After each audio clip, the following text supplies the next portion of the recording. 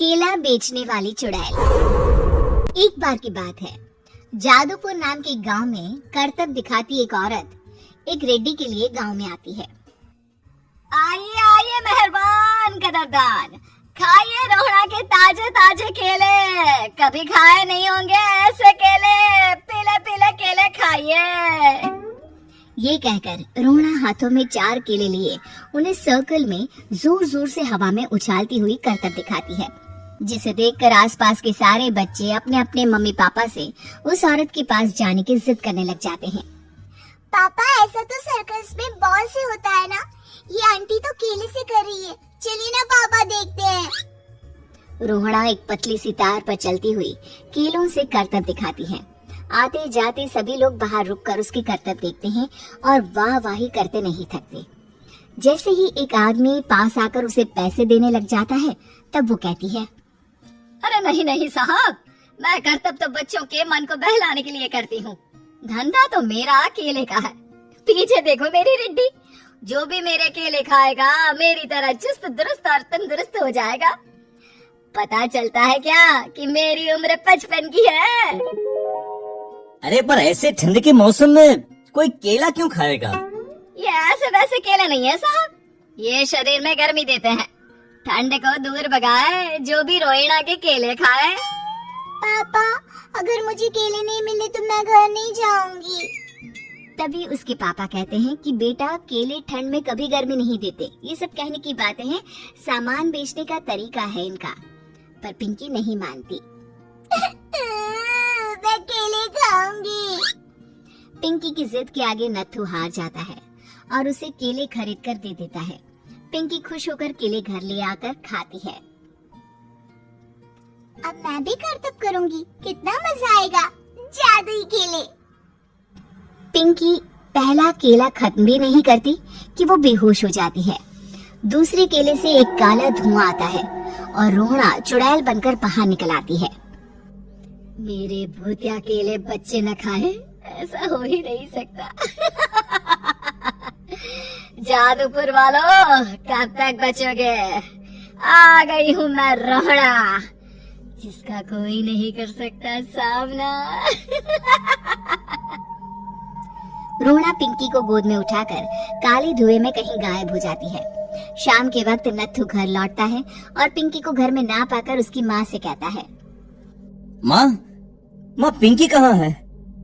अरे बेटा, उसे तो तू सुबह करतब दिखाने ले गया था ना, फिर कहाँ वापस आए तुम दोनों? मुझे लगा तू उसे अपने साथ मंडी ले गया होगा। हे भगवान, मेरी बच्ची कहाँ गई? मैं उसे घर ही तो छोड़कर गया था माँ। नत्थू गांव के घर कोने में अपनी बेटी को ढूंढता है, पर उसे वो कहीं नहीं मिलती। परेशान होकर आखिर रो रो कर नत्थू हिम्मत हार कर घर लौट आता है। अगली सुबह रोहड़ा फिर से करतब दिखाने आती है और इस बार पिंकी की तरह रोनी केले खरीद लेता है। 50 रुपए दिए थे पापा ने, सारे पैसों की मैंने केले खरीद लिए हैं। अब मैं भी आंटी की तरह ही करतबबाज बन जाऊंगा। यही सोचते हुए रोनी केले खाता है और पहला अकेला केला आधा खत्म भी नहीं करता कि चुड़ैल उसके सामने आ जाती है। मेरे साथ चलने का समय आ गया है रोनी। ये तो बस शुरुआत है, अब इस गांव के सारे बच्चे धीरे धीरे मेरे कब्जे में होंगे, एक बच्चा भी नहीं बचेगा। ये कहकर रोनी को गोद में लेकर काले धुएं में अदृश्य हो जाती है। इसके बाद हर रोज गांव में से कोई ना कोई बच्चा गायब होता, पर ऐसा क्यों हो रहा है किसी को भी समझ में नहीं आ पा रहा था। रोज की तरह अपनी बेटी पिंकी की तलाश में नत्थू गांव के एक तालाब के पास बैठा रो रहा था। कहाँ गई मेरी पिंकी? शकुंतला के जाने के बाद एक वही तो मेरा सहारा थी। अरे उसकी आत्मा कोस रही होगी मुझे कि मैं अपनी बच्ची को संभाल भी नहीं पाया। नत्थू ये कहता हुआ रो ही रहा था कि तभी तालाब में से उसे शकुंतला की आवाज सुनाई देती है। कहाँ थी तुम शकुंतला? हमारी बच्ची और सारे गायब हुए बच्चे रोहड़ा के कब्जे में हैं। वो बच्चों को जो केले देती है उससे बच्चे बेहोश हो जाते हैं और उसके कब्जे में आ जाते हैं और वो उन्हें ले जाकर काली दुनिया में ले जाती है। पर वो ऐसा क्यों कर रही है? ये मैं नहीं जानती, पर उस दुनिया का रास्ता मैं आपको बता सकती हूँ। जहाँ ये नदी खत्म होती है वहाँ एक केले का पेड़ है, उसके नीचे एक दरवाजा है, वहीं से रास्ता जाता है उस दुनिया का। ये कहकर शकुंतला की आत्मा गायब हो जाती है। गांव के सभी लोग झुंड बनाकर उसी रास्ते से काली दुनिया में चले जाते हैं और वहाँ देखते हैं कि सारे बच्चे वहाँ काम कर रहे थे। पापा मुझे ले चलो यहाँ से। पापा पापा। सभी बच्चे अपने मम्मी पापा से लिपट जाते हैं।